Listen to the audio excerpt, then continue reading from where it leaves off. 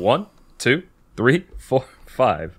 Welcome back to the TMCJ podcast. We are on episode 79. It's a little bit disorienting because this is the first week where we've had that bi-weekly gap in there. And it's almost like just taking a week off. I can't remember my intro. My goodness. Yeah, I mean, have you gotten up to much these last 2 weeks? 'Cause I fucking haven't. Yes.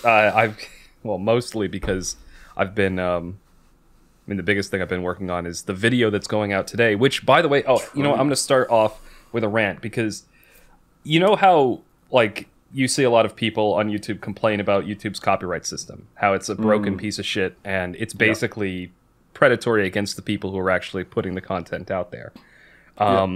Well, one of our first movie night, separate segment 2, was R. Kelly's Trapped in the Closet. I spent probably about 5 hours total editing the thing. And completely, none of the original audio is there. The video was trimmed up and just specific to the pieces we were giving commentary on. So is entirely within fair use. It's transformative in nature. We were reviewing it, so... It's a review, it's a commentary. We didn't use any of the original music. It was all us talking, and it was just clips of the video to provide context. Yep. Immediately got copy striked and blocked. Yep. So I disputed both of them. But the thing is, and this is the bullshit thing, and I didn't realize, I guess it didn't really click for me. They have 30 days, and it's up to the person who put the copyright claim in to say whether or not they agree with your justification that it's fair use. So, they can just... They can literally just lie and say, oh, yeah, that excuse is bullshit. And then it still gets taken down. It's... Is there not, some appeal system for YouTube? There is, isn't there? That is the appeal system. I don't know I don't know if I can actually send it to someone at YouTube who will then look at it, because... That's the impression I got before, was it was someone from YouTube reviewing it. Yeah. Because anybody with 2 brain cells to rub together would see that this is completely fair use. Anyway, so the version of that video that's going up today, when we record this, is I did generic gameplay footage in the background, which really annoys me, because I worked really hard editing that thing, and now it is completely blocked. Oh, God, yeah. That's just fucking annoying. It's kind of one of those tropes that we've heard about on YouTube for years, but we've never actually encountered it ourselves yet. But now we finally... Yeah, it's finally been experienced. Yes, so. It's like our weird, fucked up YouTube virginity. It's been popped by... What's his name? R. Kelly. Actually, the company that claimed it is called SME, and I don't know what that stands for. But I looked them up. Apparently, and there's tons of videos that people have put out ranting about how this company has fucked them over before. So they seem to be one of these companies that's on YouTube basically just to make money by copy striking videos and then stealing cash that way. Have they been successful then, by the sounds of it? I don't know. I didn't watch any of the videos. They just came up a lot when I was looking up. Anyway, so I disputed it. There's a generic version of that video going up today, which will have just us playing Legion Tower Defense in the background, along with a giant text box over the screen that says YouTube's copyright system can eat a dick. Over the entire video. I was so bitter when I saw that copy strike. I was like, are you fucking with me right now? Okay, so when no one can find us on YouTube again, you know why it is. God. But anyway, so hopefully it clears and then the real version of the video can go up. And I think I do want to show you the real version of it, because you haven't seen it. You were going to watch it when it came up today. Yeah, I'm looking forward to that. But, yeah. Anyway, that's my little rant there. It's like you said, it's our first experience with this kind of thing. Up till now, it's all been very... I think because we've used mostly gameplay... footage in all of our videos, we really haven't had to deal with something like this. Yeah, it seems odd, especially because, like you said, no audio and stuff. And you see lots of YouTube, I don't know, the first people just watching live an anime watching the first episode of it, it's like a third the size of the screen, and they're just commentating on it. Yeah, but that's the whole episode. That's the audio included, and like it's not cut up or anything. It's like, what the fuck? That is the whole purpose of fair use. Yeah, like fair use is meant for that sort of thing, so that you can. I mean, typically you should make more of an effort to maybe chop it up or do some editing, but technically that meets the definition of it. If you take a piece of content, even if you take the original one and don't add any commentary and you edit it so that it becomes funnier or something like that, like you rearrange the scenes, that's all within the realm of fair use. Yeah. And there's been like legal precedent for this now because YouTube has become such a big thing. You get these big channels and they fight over stuff like this, and so it's gone to court in multiple countries and it's been upheld. Anyway, so we'll see what happens with this, but fun.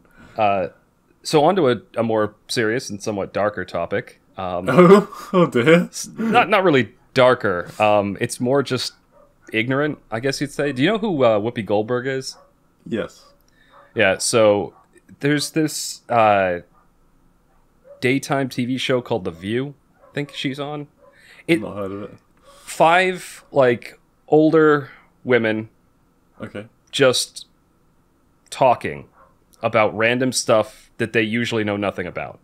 So it's like a morning TV show. It's like a morning it's like a morning women's gossip show.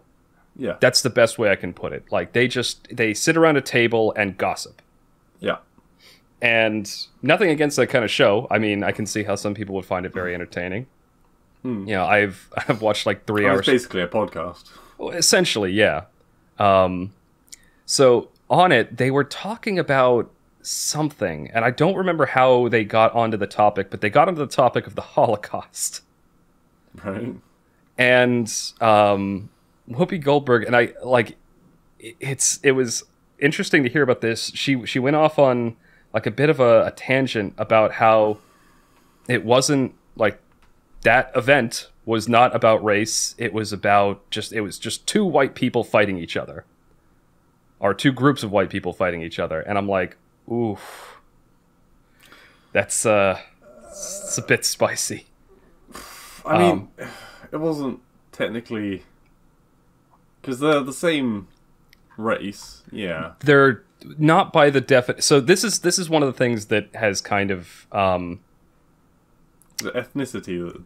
Is that the word that I'm looking for? Yeah, it's one of those things where the definition of that word has changed over time. So in the 40s and 50s, like people thought of like the German race, the British race, the Jewish race, the whatever race.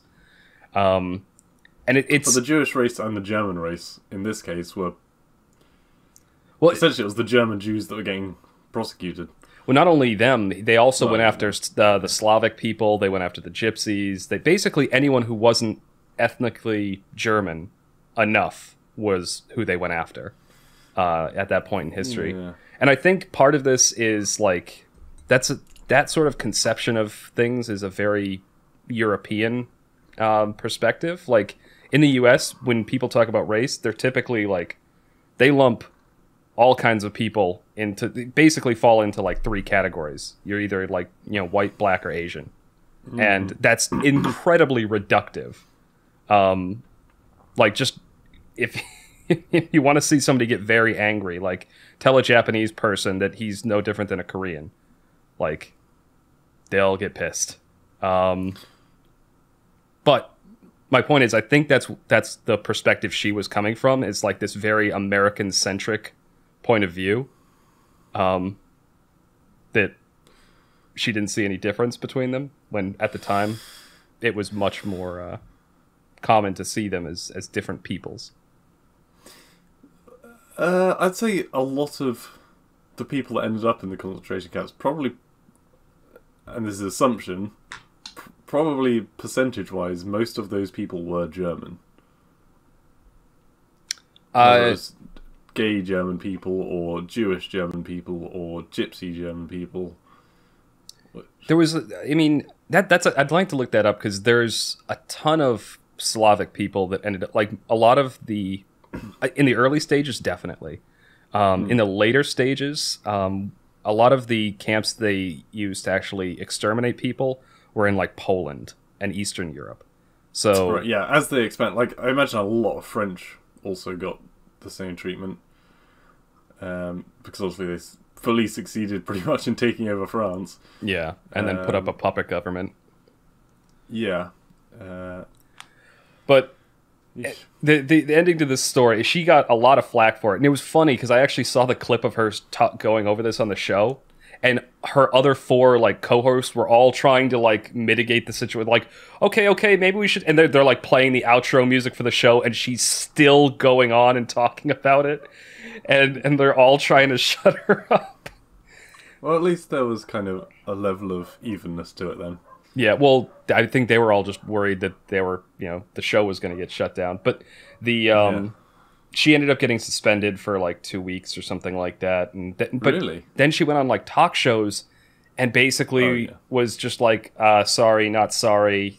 I still don't think I'm wrong, but you guys all say I'm wrong. And there was a bunch of like, societies dedicated to like Holocaust Memorial and like things like that, and they all were getting on her case. I think if it was a more recent issue, like if it was something that was still going on today, then I could absolutely understand standing up for your point. But this is something that ended ages ago, so long ago. Bringing it up again. Yeah, I don't know how they got on this topic. Like, that's the context that I didn't... I mean, we quite often find ourselves on the Nazi topic, don't we? We don't know how we get there. I mean, World War II, it's like... I swear to God, it was like 90% of my history classes in high school. I don't know, like, why it's such a huge focus. Because it was the largest war in recent times. I guess, yeah. I still find the... World War I find a lot more interesting than World War II, but... Yeah. That's because maybe it's because it isn't beaten to death. Yeah, the people definitely know less about World War One. Yeah, and there's a great historical book that I'm in the process of reading right now called Sleepwalkers, and it's about the lead up to World War One and about how they. I think I've heard of that. It's pretty good so far. I'm only a very small way in, but the reason for the title is basically. Europe went into World War I because a lot of the officials, a lot of the people at the wheel were basically sleepwalking. They were just going on procedure and didn't really think about the consequences of what they were doing. And before they knew it, boom, all out war. But just before we get, just made me think about the Big Short again.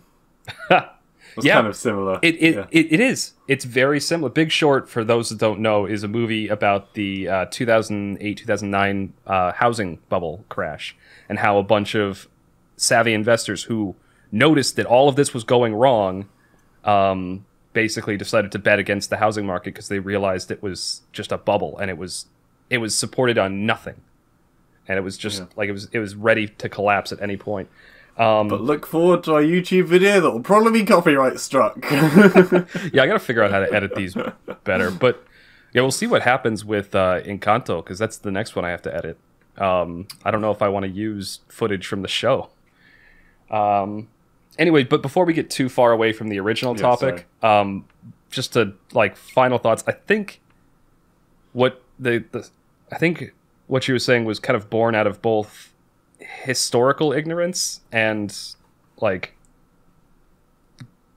what am I trying to say? International ignorance. Like she was looking at a historical event that she didn't seem to know too much about from an American perspective, and I think that's why she came across as so ignorant when she said what she said. I see. Also, I don't think she should have even been suspended. I think people should be able to say whatever the fuck they want. Like, yeah. Especially, I was surprised when you said that she got suspended. I was like, yeah, that's not. I mean, it's a little bit of a crazy view, but it's not like radical. No, it's not like she said there was nothing wrong with it. She just, yeah, she just had a very weird take on the parties involved.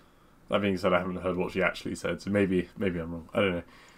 Yeah, but yeah, given from what you said, I agree.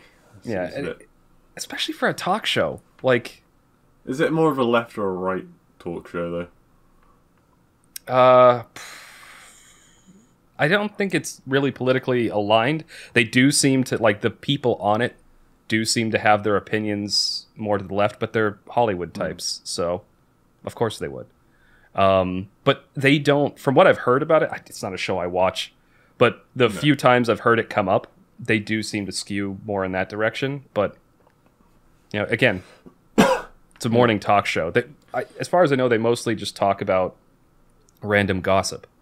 And it's only the only time it ever I could never get into those shows. Like the same with granted it's not an American show, so I wouldn't have watched it anyway. But Ellen DeGeneres, she just kind of annoys me. Yeah, just the way she's annoyed comes me. Off to me, this is my opinion, as being very fake. Well, I don't know if you remember this. There was a controversy in 2020 because yeah, it was near the beginning of all these like the lockdowns, where it kind of came off that, like, she's very, like, she comes off as, you know, very bubbly and whatnot and happy, but it turns out, like, or at least a few of her staff came out and said that she was very, very abusive behind the scenes. I don't know how, again, hearsay. Diva. Yeah. But I believe it. She does come across as very fake. I've also, like, I remember she was a stand-up comedian back when I was in, like, high school. And just painfully unfunny, or at least to me. I've been watching, do you know Richard Osmond? No, I don't. Okay, he's a quiz show host, a very tall guy, and he is genuinely really funny. He's a nice guy, he's funny. And he does this show called Richard Osmond's House of Games, which is basically each week he'll bring on 4 people. One of them, they tend to follow the same path of, like, one's a TV presenter, one's a radio presenter, one's someone from, I don't know, Channel 3 or something, and one's a comedian. And over the 5 days of the week, they do just quizzes. And they get a prize each day, and then there's a grand prize for whoever wins the most at the end. The person who has won every single time has, except for once where they came second, are the comedians. Comedians are very fucking intelligent, despite the fact that they come off looking like, you know, clowns. To be able to, like, there's a certain, like, degree of creative and lateral thinking you need to have to be funny. I remember watching, I think, I can't remember what this was. It was some kind of a debate that was happening, and they were talking about human attractiveness or something like that, and they were kind of, and how it differs between genders. Like, men, again, this is speaking in broad averages, so no one jump down my throat. I'm not saying everyone. But in broad averages, men tend to be attracted to things in a more, like, it's more heavily weighted on the visual side of things. On the physical as opposed to the mental, yeah. Right, exactly. Whereas women, again, by far and away, tend to be more attracted to, like, the stuff beyond that, the metaphysics. I imagine that's down to the biology of, you know, a woman in history would be looking for a man that could protect their family, and whereas a man is looking for, well, someone that he's happy to look after because he wants to protect it because it's precious. In other words, it looks good. Yeah, and there's certain visual cues that, you know, code for attractiveness that actually speak to the sorts of things that an animal would look for. Like, you know... Muscle. Yeah, muscle. Anyway, but the point that the person in the debate was making was that he used humor as an example. That, you know, women finding men who are funny attractive being, like, kind of a biological coding for, if it's someone funny, then they're probably clever, they're probably intelligent, they're probably going to be someone capable. Yeah. And I'm just...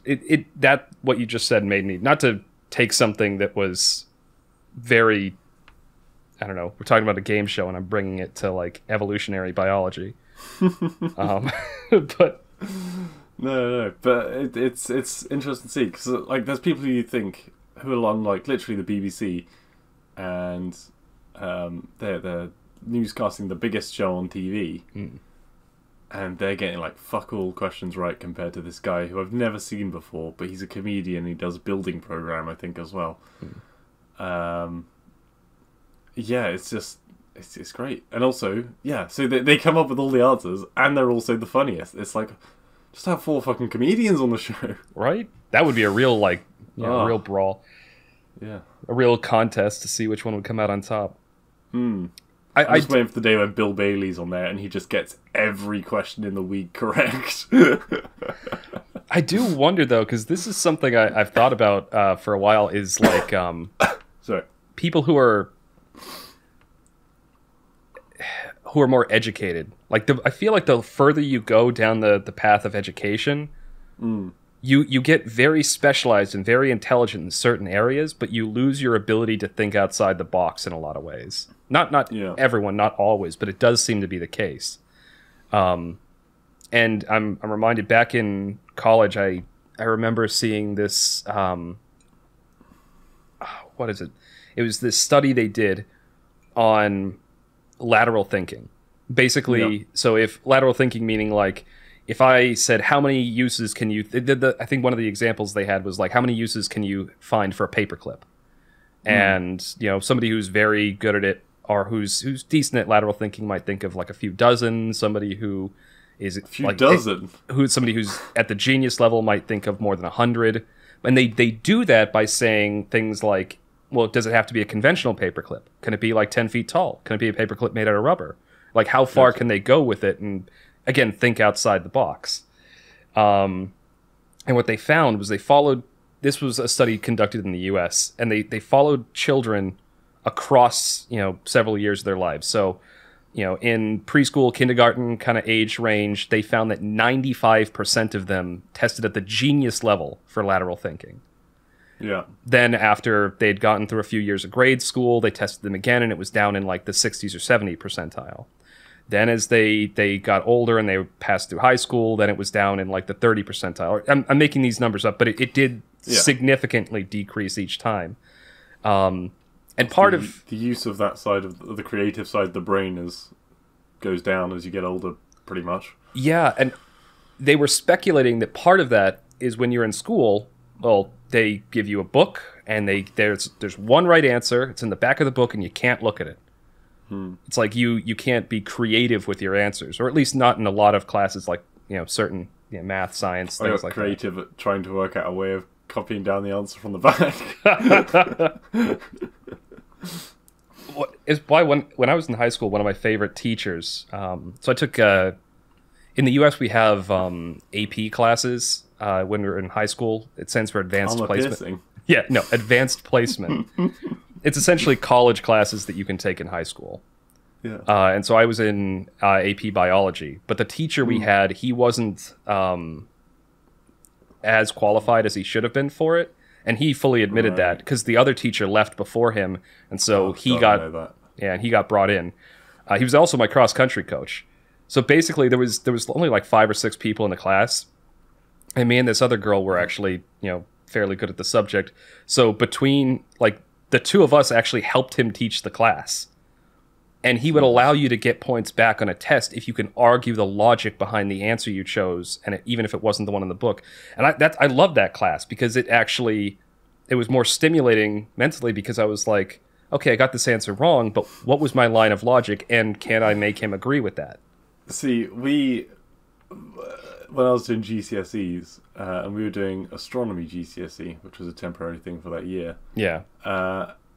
And the teacher that had the whole reason that astronomy was even being a thing in that school, the teacher for that was like, I think he's either very unwell or something like that. And so instead of having one really good astronomy teacher, we had the chemistry teacher, the biology teacher, and I think it was another chemistry teacher teaching us at different lessons. So none of them were like on track with what the other person had been doing. None of them knew shit about astronomy. It was fucking a mess, and that's why it was by far my lowest GCSE. from any other thing. Miserable. I think I've talked about this before, but one of my freshman year in high school, I had there's a class the standard science class for your freshman year is called physical science, and it's basically just it's kind of a mixture of base level stuff about. We're not talking about physics, are we?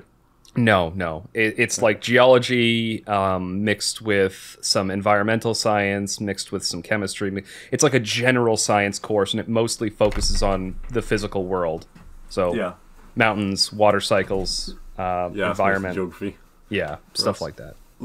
Yeah.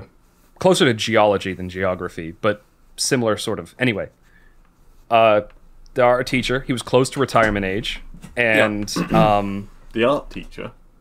What? Did you say the art teacher? No, I said our teacher. Okay.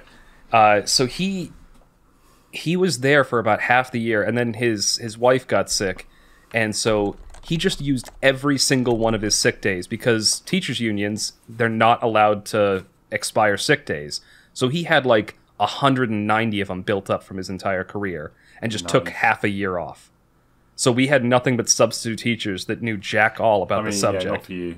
But for him, good on him is what I'm saying. I mean, luckily it was a freshman level course, and honestly, physical science is fucking easy. It's a throwaway science course they give to the freshmen. Right. But yeah, but it was the same sort of thing. He just took half a year off, and then he retired after that. I mean, he got to use his time. It's like, great, you took the vacation. But that's a really fucked up thing to do. I don't know. I think it's kind of sweet that he did that for his sick wife. It's sweet that he did that, but it would have been the kids learning. But it would have been better if he had handled it in a different way, like had actually quit and just said, "Hey, I'm." But I think because, and again, I'm going to blame unions because I hate them. I think because of the way that they've negotiated things with especially with the public schools in the U.S., they can't. Like he would get severely punished if he retired early or if he quit. So, but he doesn't get punished for using sick time. So by doing it that way, he got to keep his pension and get paid for the rest of the year and whatnot. But, I see. Anyway, little rant. What's been annoying me recently? Yeah. The last few weeks. I don't know if you've been keeping up with the politics in the UK. Not much. I know that you guys got rid of all your mask stuff, and I know Boris Johnson went to to Ukraine for some reason. No, okay. He also had Boris Johnson. Then. He did a party thing, didn't he? I remember that. So this is kind of what I'm talking about. Okay. So over, I think it's been like a month now, the BBC has been fucking hounding Boris Johnson. Because over multiple times since him saying people should not be meeting up indoors, someone is drip feeding out information of Boris basically having parties or gatherings and these kinds of things. Like one new one a week, and it's just piling up and up and up. And Boris keeps saying, "That was it. That was the last one I did. I'm sorry for what I've done, but that was." And then another one comes out next week. Maybe he doesn't remember. Like, Boris, how drunk were you? Like, it's kind of complicated where I stand on this, because on the one side, I thought everyone was a moron for letting Boris Johnson be the Prime Minister in the first place. And second of all, I'm kind of fucking mad at the BBC because they're literally going over the same story each week with, "Oh, but it's just a different day that he had a party." And it's really fucking boring. They basically... Okay, we get it. He's a cunt. To put this in gaming terms, it's the same news story with a different skin. Yeah, just... It's nothing... There's no new content. It's just a different party each time. And they are bringing on a new cabinet member every day, I think, onto the BBC show, and they're basically trying to work out where their allegiances lie. Yeah. So it's mostly Boris's party. The thing is, like, I'm not surprised that they're kind of shitting on him, because, like, the BBC is very, very, like, left-leaning, and Boris is a conservative. He's also a fucking dumbass as far as I can tell from over here, but... I mean, yeah, that's what I've been saying the whole time. Like, okay, if you're going to have a go at him for not being a role model, which is what they're doing right now, because they're saying he's saying one thing and doing another, that's trying to make him a role model, right? But when you made him the Prime Minister, was anyone genuinely looking at that man and thinking, that's the man that I want to be like? Yeah. Like, seriously? He's a klutz. He's not dressed to impress, shall we say. Mm. And when has he ever made a groundbreaking political movement? Like, I don't ever remember someone saying, oh my god, Boris Johnson, he's fucking done it again. He's brought peace to the Scottish. I don't know. Like...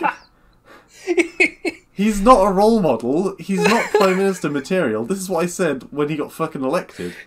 And why are we surprised that he's having fucking party meetups for his birthday during COVID? It's not surprising.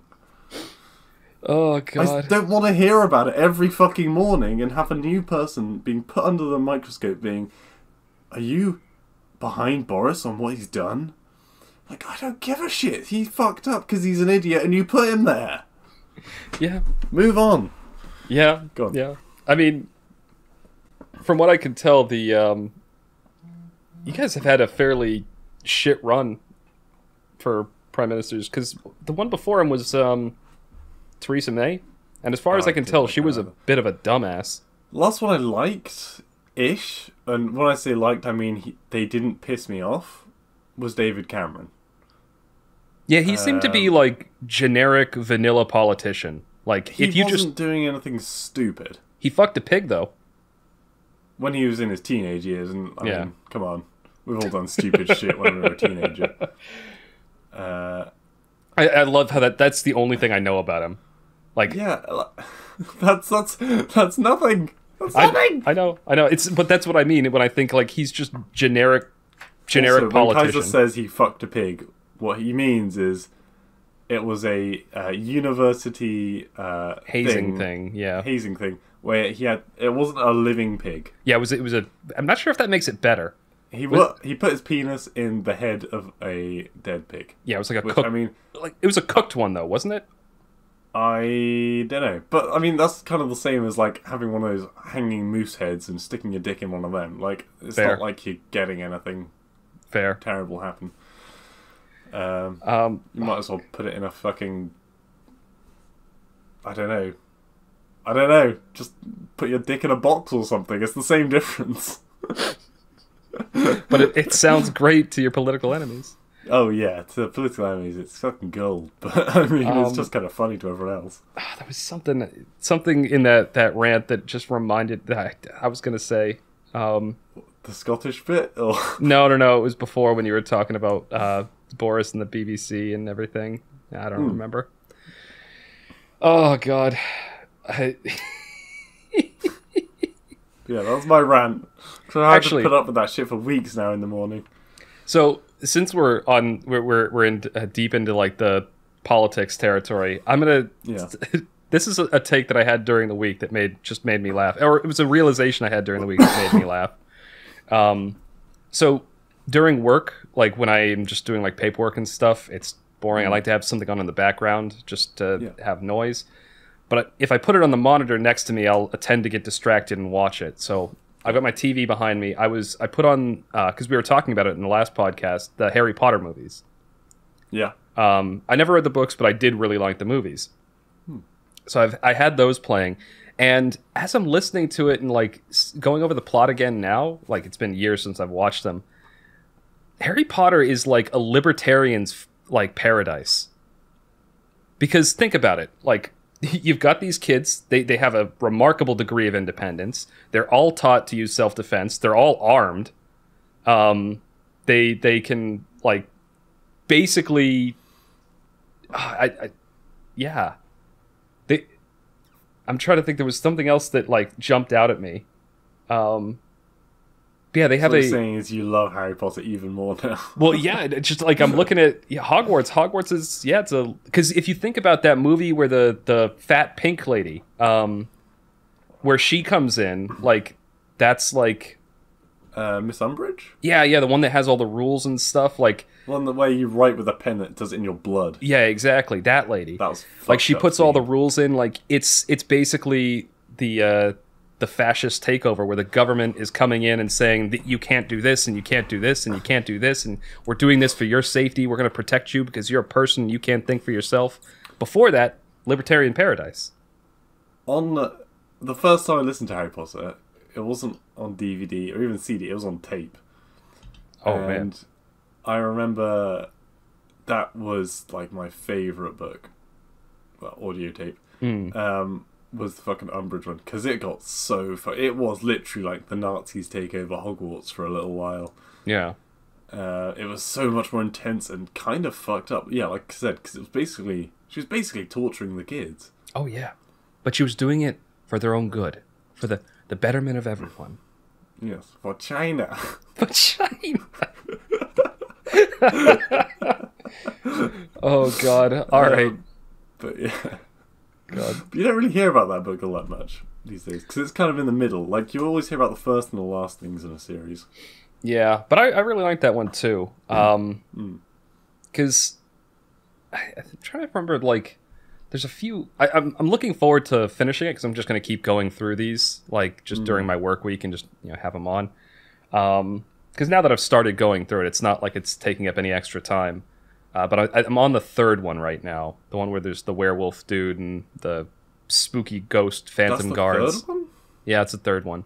Lupin? Yep. It's the one where... No, it's a Sirius Black, and then Lupin is also in that one. That's Lupin's first appearance. Yeah. Because they're on the train back there, and... Oh, no, it's the one, Harry, like, accidentally blows up his aunt, and then he runs away from home, and then he... I have very bad memory of this, apparently. It honestly... Also, fun little factoid about this one that I didn't realize, and one of my friends who was way more into the Harry Potter series than I was.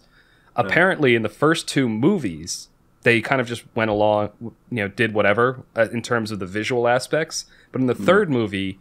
Somebody at the studio thought to ask, what's her face, lady who wrote the books, J.K. Rowling. J.K. Rowling, do you have a map of Hogwarts? And she's like, yes, I do. And that's why the third movie they kind of rearrange a lot of stuff. Like Hagrid's hut is in a different spot. The tree that beats the shit out of him in the second movie is in a different spot. Willow. Yeah. Why do I remember that? But I can't remember. Like, Sirius Black was really cool, and I remember really finding him super cool. But until you mentioned him just now, I'd completely forgotten him. Yeah. So they've... so that was a little fun little fact about this movie is a few very big changes. They switch who the actor is playing Dumbledore, because the first one died.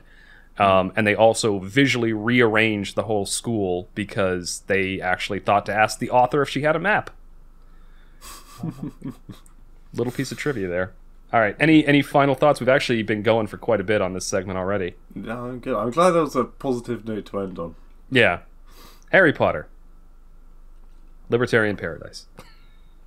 All right. This is gonna... That's actually good. All right. This is going to be the end of segment 1 of the TMCJ podcast. Thank you all for listening, and you will hear us again momentarily for segment 3.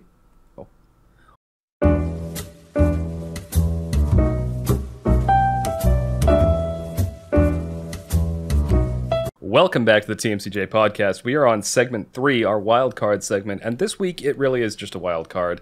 We didn't have any games or quizzes or anything like that prepared for this week, so instead, we're going to be doing a fairly deep dive into a single topic.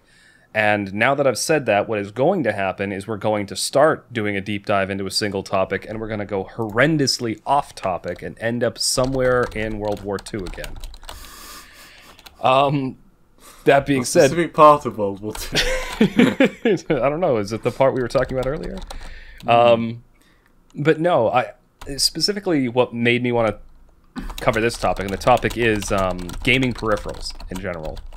Peripherals meaning anything from like keyboard and mouse to like some high resolution or high FPS monitor to the controllers with like the fancy buttons on the back of them, which I just got one of those, which is probably why I thought of this.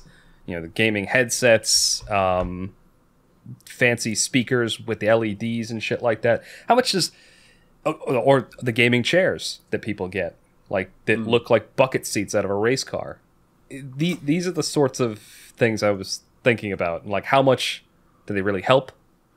Honestly, should we start with gaming seats, because you can see mine in the back corner, in the corner of shame. Yes, of my room. It's sitting back there, and I've never even owned one. All of my desk chairs, minus the one I'm sitting in right now, are hand-me-downs, and the one I have right now is like a proper office chair, like the kind you would see in like a professional office. In a fucking banker's office. Yeah, I love this chair. Well, when my old chair broke, because I was working from home, the company was like, "Yeah, no, if you need to buy a new office chair, just expense it." And so I was like, "All right, I'm getting a fucking boss-ass office chair."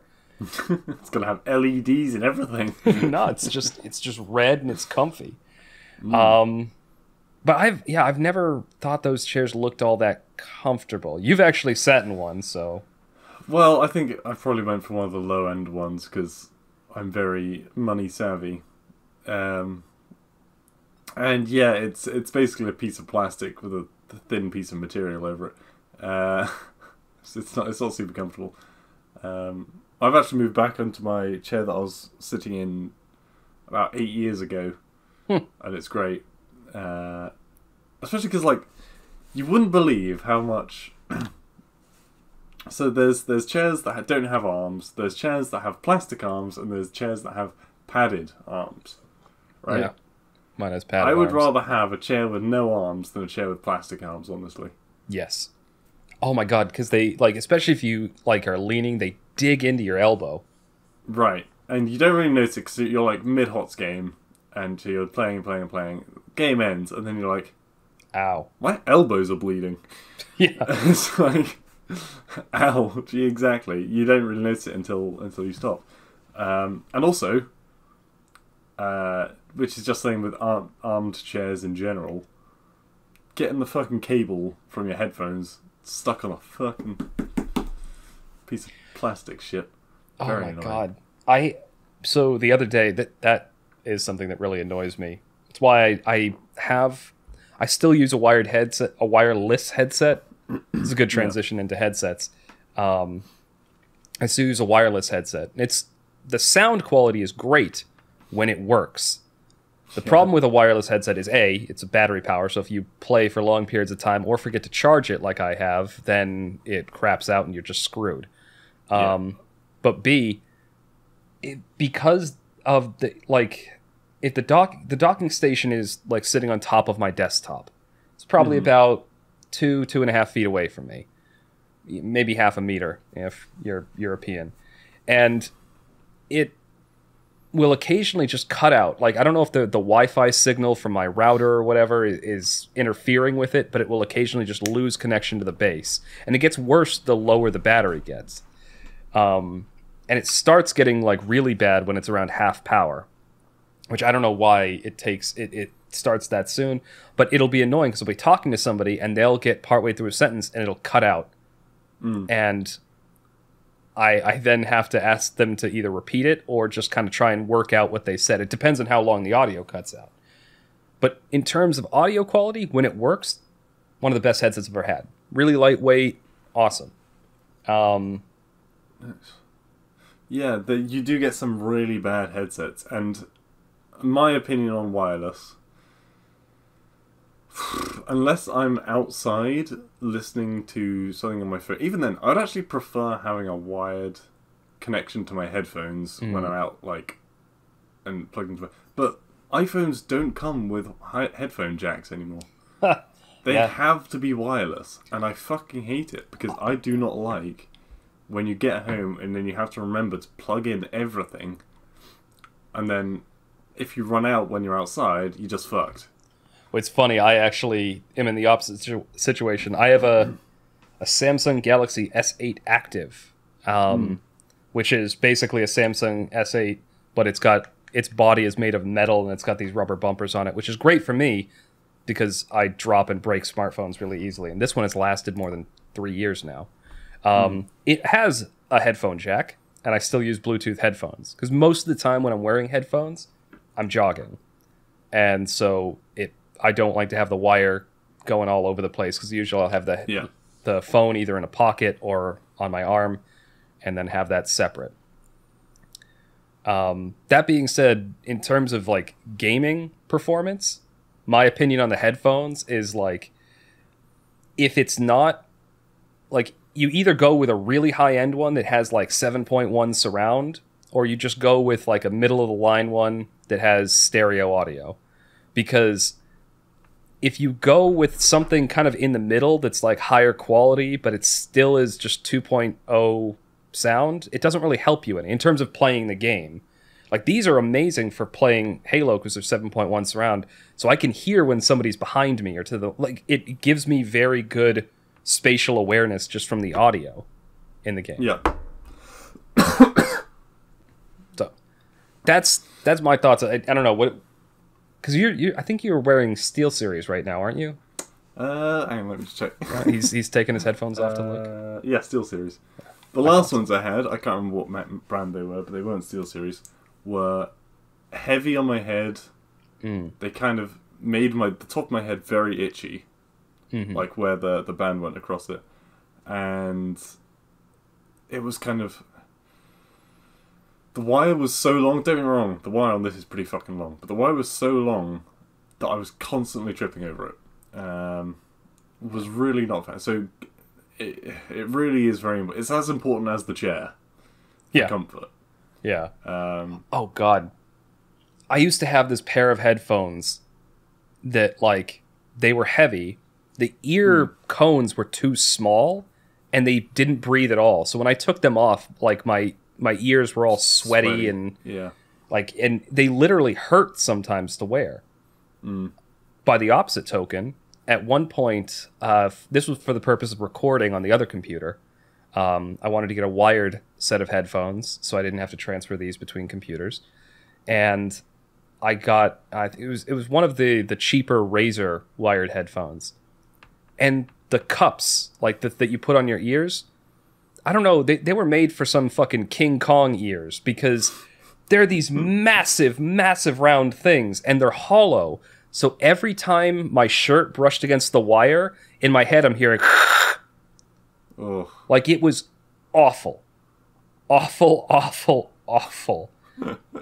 I think I bought them on sale, but they were still like $60. And I'm like, what the fuck is this? I still have the headphones. They're over there on my couch.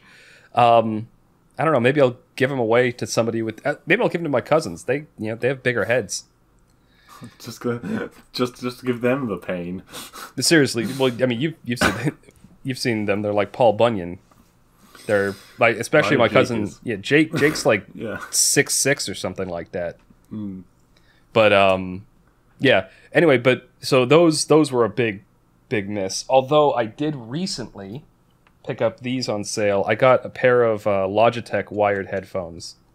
I actually don't know what the brand or what the model is, but they're like super comfortable, and the wire, they don't have that same problem where the wire brushes up against things. And I bought them specifically for when I don't want to deal with that audio cutting out issue. Yeah. I was thinking about using them for the podcast, but I didn't have time to set them up today. All right, so... yeah, no, I remember back when I was kind of first playing PlayerUnknown's Battlegrounds, and I think it was one of Master's Welsh friends. Welsh? Canadian. Sorry. Very similar kind of people. Canadians, the Welsh of America. Yes, literally. They are... Canada is to America what Wales is to England. You just kind of assume that they fuck moose up there or something. You need a stepladder. Have you seen how tall a moose is? Anyway, go on. And... I can't remember where I was going. Oh yeah, he had some like military aviation level headphones or something, and he was like, I was playing PlayerUnknown's with him. He had died, and I was in a house, and he's like, "There's a guy 4 meters to your southwest," and I'm like, "The fuck?" He can hear them through a wall. Like, Yeah. fuck. And I got so many kills just by him telling me exactly where people were in my area. It was ridiculous. If like games with good audio design, like a good set of like surround sound headphones will do you amazingly, especially if you get the audio levels right, like you have the game sounds turned up to the right degree. Like I've done that in Halo, even when there's a lot of other explosions and stuff going on. If you're listening carefully, you can hear footsteps. Yeah, that's one of my better points for playing first-person shooters, which Scott was always lost because he uses Yeah, he has speakers. He does. Yeah, so he all the sounds are jumbled together and they're coming out towards his face. Yeah. So I never bothered trying to be one of those people who could jump around a corner and snap a headshot on someone. I was always the guy lying in wait because I knew exactly where they were coming up. And I think it came from way back when I was a kid. Me and my brother, there was a Disney game, and one of like the mini games within it was Alice in Wonderland, and you had to work out based on the audio was coming from each different maze entryway, which was the loudest, and so which was the correct way to go. Legend of Zelda Ocarina of Time did something like that.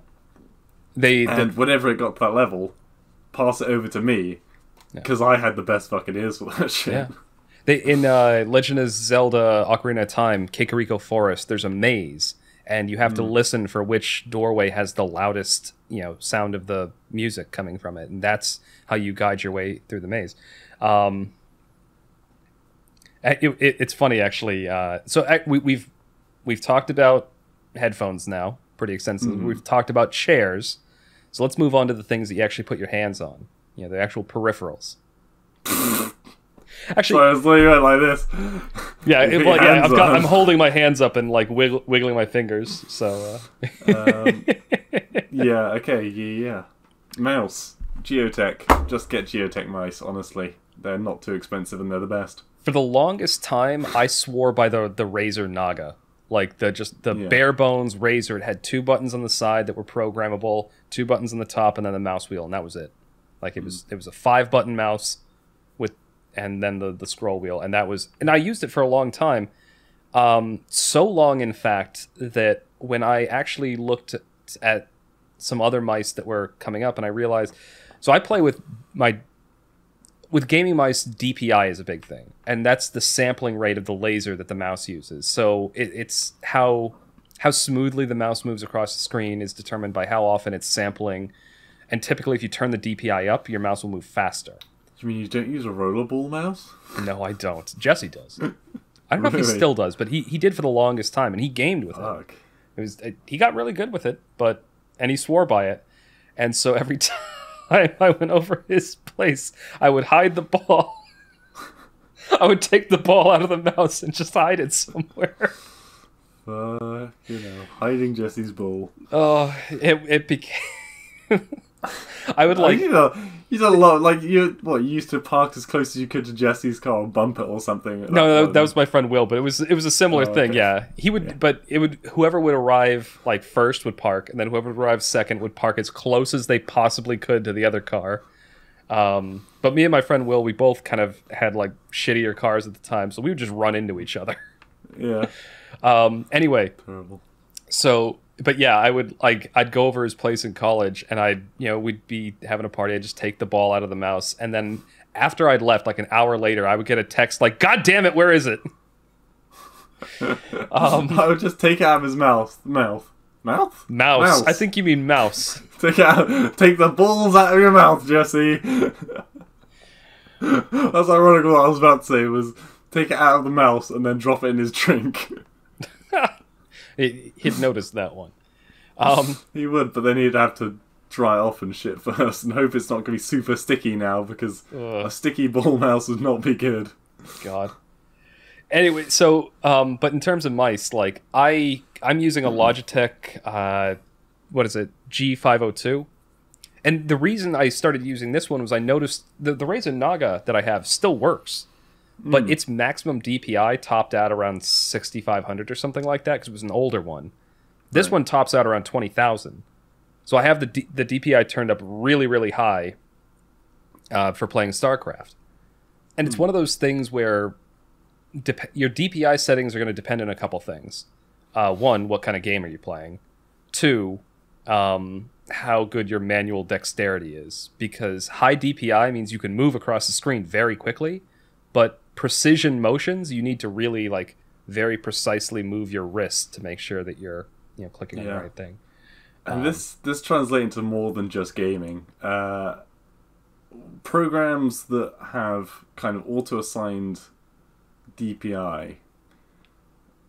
What I mean by that is, I use Adobe a lot, as many of you will know, and in Illustrator, for whatever fucking reason, they've assigned the mouse autocorrect to a certain number of pixels apart. So I've already got something like a corner, right, that goes to a very particular point, and I click on that corner and go to draw away from it, and it chooses a pixel that's like 3 pixels to the left or something. This happened to me the other day. I was fucking annoying, because it took me like 20 minutes to work out where the setting was to stop this from happening, so I could actually click where I wanted to click. This actually translates back into gaming too, because this is a discussion I had with Scott, again talking about Halo, because both of us play Halo even on the PC with a controller.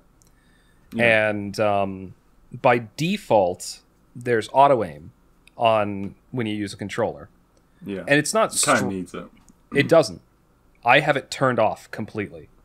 No, really. So this goes back. So Scott, I think he keeps his at like either the default setting or slightly below the default setting. So there's a mild pull for the auto aim. But I'm so used to playing StarCraft with very like precise movements of the mouse. Like, it really annoys me when I'm trying to shoot somebody and somebody else walks past or something and the camera pulls my aim in a direction. Like, so I have it turned 100% off. So I play Halo with no auto aim on the PC with a controller. And it comes down to just doing I got very good at doing like precise, tiny thumb movements to make it happen. And that's a kind of a preference thing. I also play with high turning speed, but I see a lot of professional players for FPS, when they use a controller, they'll play with extremely low turning speed. And they'll do that because it makes sniping a little bit easier. They blow at close range when they have it set up that way, but...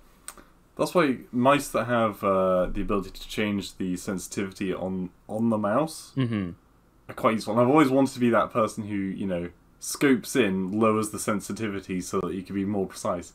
But I'm too much of a fucking klutz, and I just screw things up. So I actually, the mouse that I'm using not only has that, but it has a quick button, and if it's being held down, it temporarily decreases the DPI to half. So my DPI is normally set around 7,000 for StarCraft, but if I hold that button down, it cranks it down to 3,200. So if I'm in like the middle of a very big combat and I need to click on very specific units in it, I'll occasionally just hold down the button so that I can click specifically on the unit I'm thinking of. So I think, to bring it back to what we've been talking about, like gaming peripherals, when you're talking about controllers and mice, at least, it comes down to two things, really. One, I think there's something that make a huge difference to actually have a good one.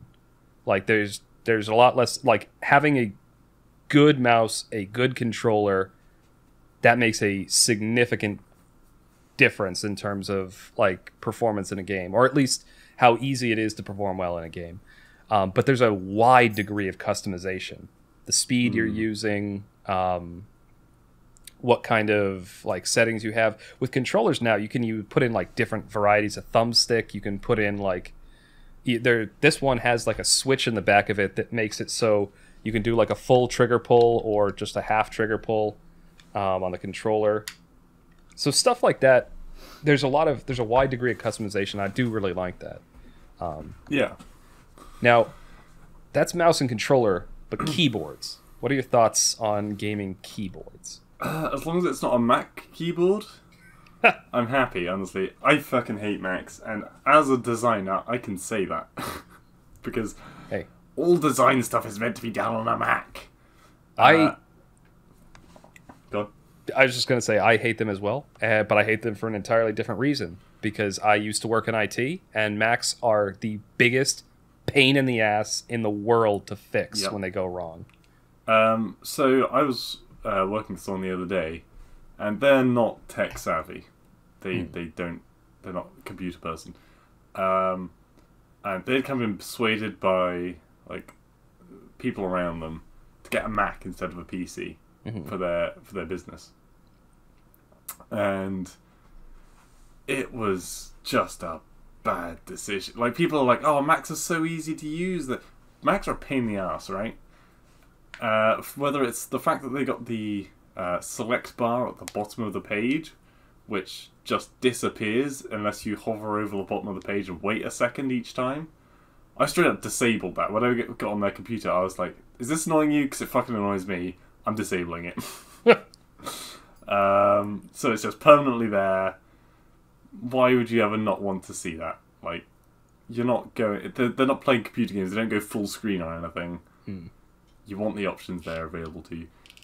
They also weren't aware of the one thing that I will say is handy, and I mean, you could argue that just Alt-Tab is the same for Windows, but I think the F5 or F3 key on the Mac just displays all of the applications you've got open.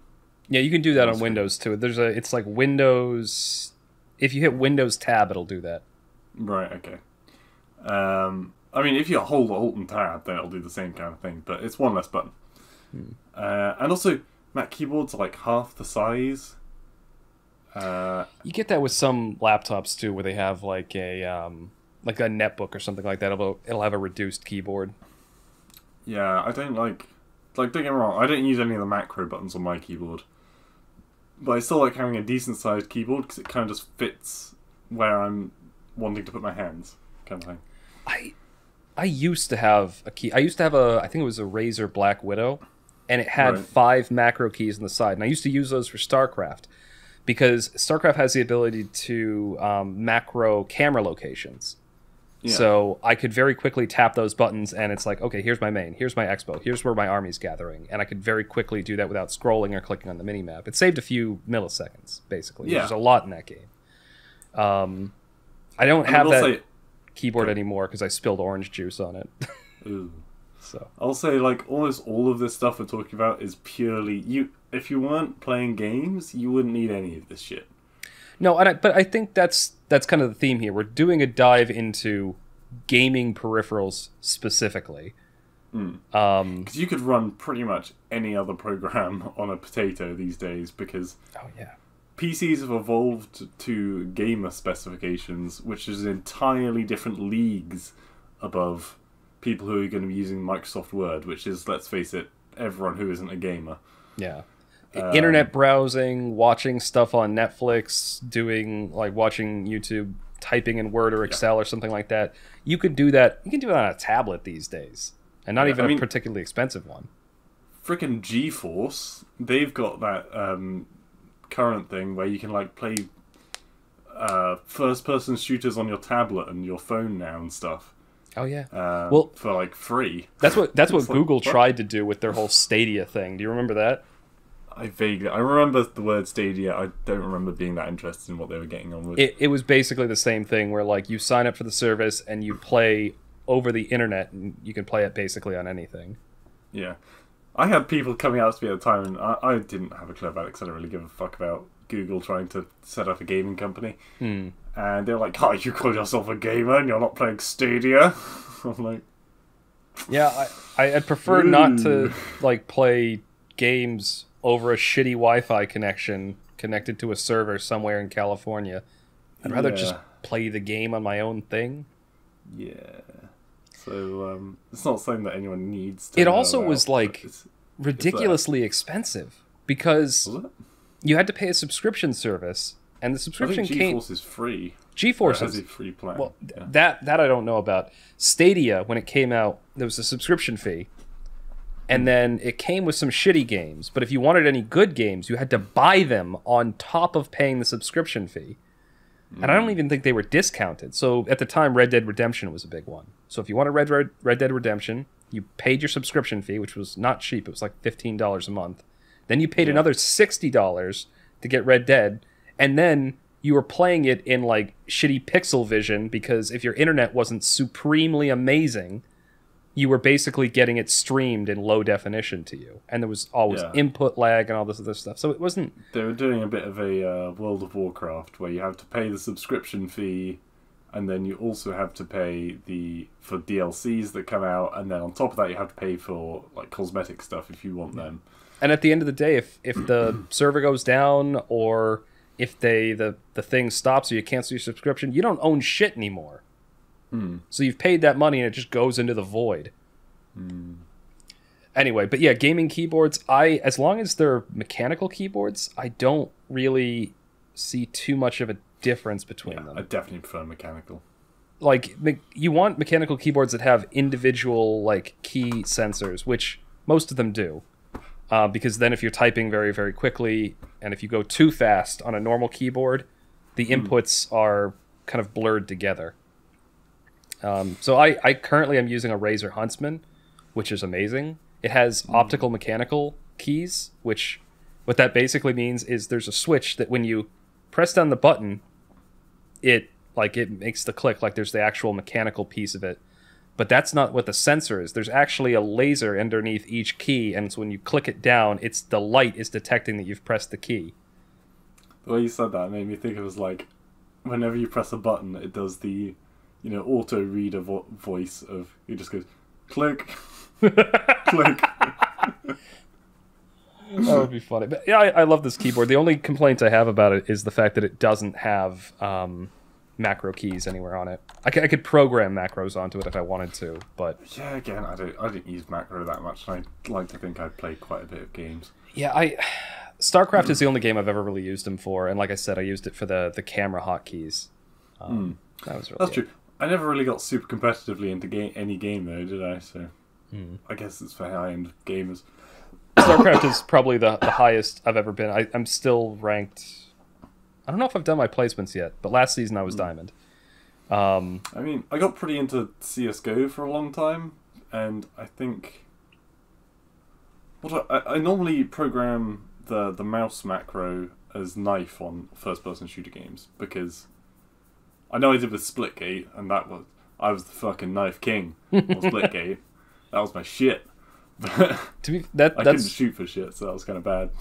The only macro that I have programmed on my mouse is the forward click button on the side of the mouse is A move for like basic move, yeah, for anything, which I use a lot in StarCraft. MOBAs and in StarCraft as well. I use it. It comes in really handy in Here's the Storm too. I was about to say Heart of the Swarm. Yeah, I was. Yeah. All right, so we've gone through headsets, we've gone through chairs, we've gone through mice, controllers, and keyboards. Now let's get on to monitors, because this is the other thing. Okay, I thought we were going to do microphones, cameras, and lights. I don't think those really have too much of an effect on gameplay. Most people. Oh, yeah. Well... Mic, I guess a mic, but it's just, can your teammate hear you if you're talking about gaming? If you're talking about actually recording stuff and making videos, then yeah, those are relevant. These days, there's a big push on video calling. A lot more, like, this would have been fucking Skype's heyday if Skype had actually made a good product in this day and age. Right. But there's so many people doing Zoom calls and things. That's why I brought up the camera, because a lot of people have started getting decent cameras now and not just relied on the shitty laptop ones that they come with. Yeah, most people at my company still rely on the shitty laptop ones. I have just like a basic Logitech webcam that I use for work. Obviously, it's not the camera I'm using here. The camera I use for personal use for stuff like this is like a fairly nice like Sony digital camera that I have hooked up. But as long as it's 1920 by 10, like that's what you really want. 1920 by 10. Anything above that, and it's just greedy. It's in 4K. You can see all my pores. Right, like. I'm sure you remember a bunch of phone companies were like, oh, we need to make our cameras a lot worse now, because there was that sweet spot where we were picking up like people's in really nice detail and not getting their pores, and now we've gone too far. Yeah, that's the thing. What is it with phones now and having 18 cameras on the back of them? Yeah. I feel like every smartphone I see now has like 4 different. Okay, you have 2. Mine is still. I've still only got 1 camera on the back of mine. Yeah, I don't even know how to access the second one. So, I believe the idea behind it is it uses both cameras to create a more like crisp image. So it's actually whenever you take a picture, it's using both cameras. Well, that's the fucking thing, though. The photos I take on my phone are so fucking powerful that I can't upload them to Discord or WhatsApp or any program. And I recently found out that they make a special file. It's a special new file type that Apple have come out with to make these super big, heavy image files. Like HHOIC or something file. Okay.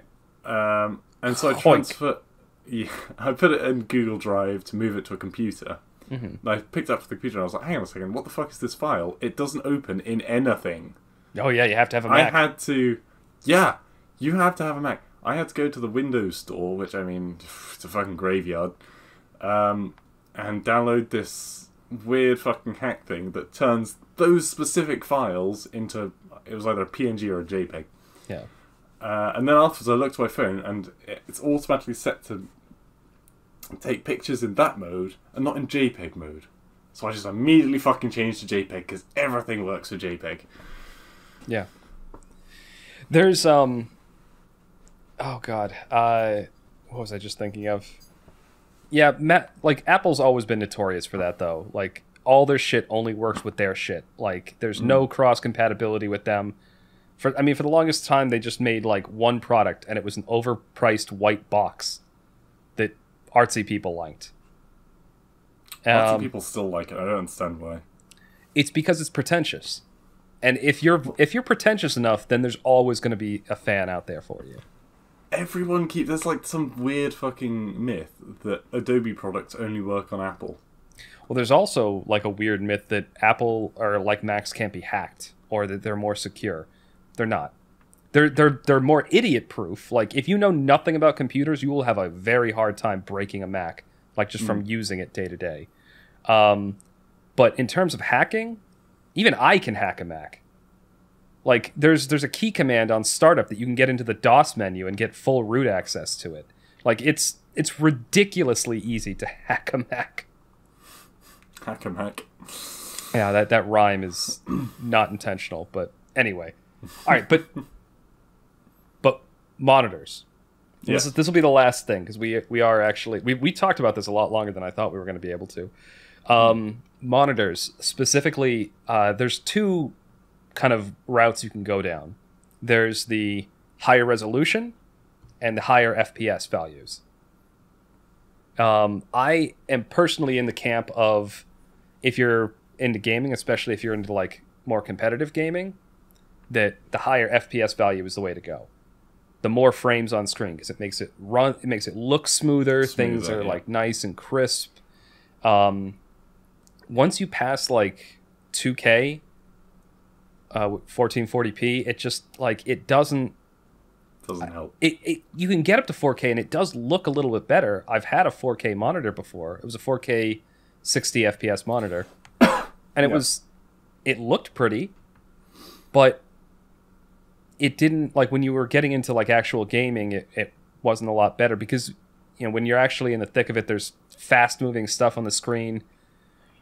The prettiness kind of goes away, and I find that it's a lot better when you're having like the fast refresh rate because you're being able to see more things happening on the screen. I've got a single monitor, which is shameful for PC gamers, but there you go. But it's a big one. It's a nice curved one because fancy. I've got a curved one as well. Yeah, and like it's not even HD.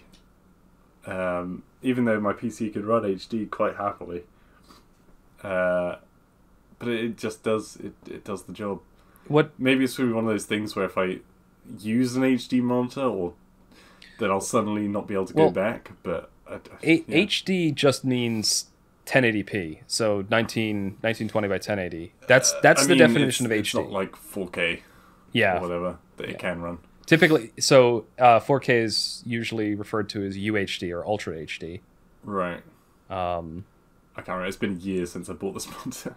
Yeah, I'm currently running the monitor I have right now, my main one. I have an old monitor off to the side here that I just have stuff on, but my main monitor is 2K and it can go up to 240 FPS, which is great. The one thing I will say, and this is something that I've heard from friends, is that a lot of this, just like when we're talking about the mouse and like the high DPI and stuff like that, a lot of it in that case comes down to manual dexterity with your wrist. This comes down to eyesight. Like, if you you guys can guess what kind of motion he just made. A lot of this comes down to eyesight, though. Like, if you don't have good vision, then you're going to get diminishing returns out of like even a 2K monitor or like the high FPS ones. Yeah. Like that's why we're here to sell you gamer glasses. Let's go. Like I've my vision is better than 2020, and so I can see a distinct difference, you know, when you're talking at the high FPS values. But I have friends that, like, once they pass like the threshold of like 60 to 80 FPS, they really can't see the difference. And the same thing, like, when they go from, like, 2K to 4K. But even when you go... Now people are talking about, like, 8K monitors and stuff. That you're reaching the limit of the human eye. Even the person with the best vision on Earth is going to be hard-pressed to see a significant difference between 4 and 8K. Yeah, especially not for that price range. Oh, God, it's expensive. And plus, you need, like, a behemoth of a computer just to run anything on it. Yeah. Like, what are you even doing at that point? Winning everything. I guess. And that's the equivalent of the the supervillain who has a wall of just screens. Yeah. Just do it because one you for can. His Twitch stream, one for his... It's way too many monitors, man. Oh, God. Well, I mean, we covered the gambit. We went through all of the different... I don't think we missed anything. There's lots of little add-ons you can get, like little lights for the cameras and microphones and stuff. But yep. I really just think that I'm of the opinion that the microphone, at least if you're just playing a game, as long as your teammates can hear you, you're good. Yeah, and most of the time you don't want to talk to your teammates because they're generally pretty negative. Because that's the internet. The whole point of having a microphone in gaming is to swear. Honestly, I was listening back to your HOTS commentary on me, and it's that game where I was like trying to talk to the team, and they were just ignoring everything I was saying, just writing bile in the chat.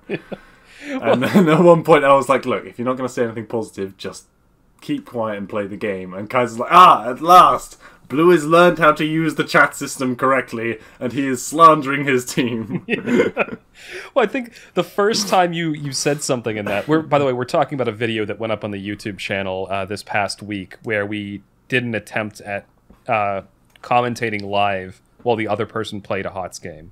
And Blue had very politely asked his team to switch lanes with him because he was a tank and he should have been with the group.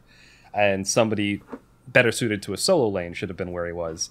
And I was sarcastically like, you see, Blue is using the chat feature in this game, but it's unfortunately using it incorrectly. The chat feature is normally something utilized to swear at your teammates. And Blue, as you can see, didn't include a swear word in his post there. You're like, now, you see, if he had done the same post but called them fuck nuggets at the end, maybe someone would have listened to him. Oh my god. Oh, yeah. But there you go. Alright, yeah, that's our in-depth, totally amateurish, don't listen to us take on gaming peripherals. But... Alright, this is going to be the end of episode 79 of the TMCJ podcast. Thank you all for listening, and you will hear us again next week. Fuck nugget.